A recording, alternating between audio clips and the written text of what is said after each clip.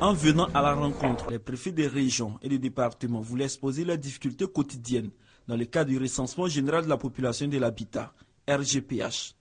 Ces difficultés se résument selon le corps préfectoral en la mobilité des agents recenseurs, la saison pluvieuse avec le démarrage des activités agricoles, des soucis techniques avec le matériel de collecte d'informations et le refus de certains ménages. Atiogakro est un département qui n'est pas connecté au réseau Internet, alors qu'il s'agit d'appareils qui doivent travailler avec l'Internet.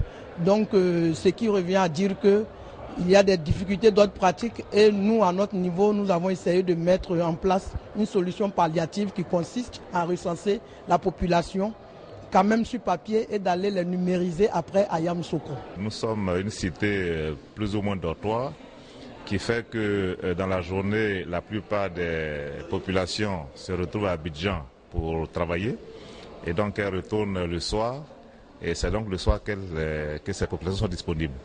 Donc il est un peu difficile pour les agents recenseurs de les trouver sur place dans la journée.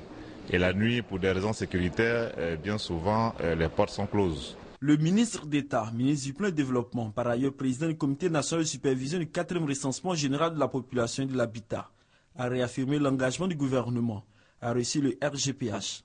Une chose qui permettra, selon lui, la planification du développement. Au terme de la rencontre, les préfets ont exprimé leur satisfaction. Les comités locaux de supervision ont été invités à faire respecter les 30 jours de dénombrement et de recensement.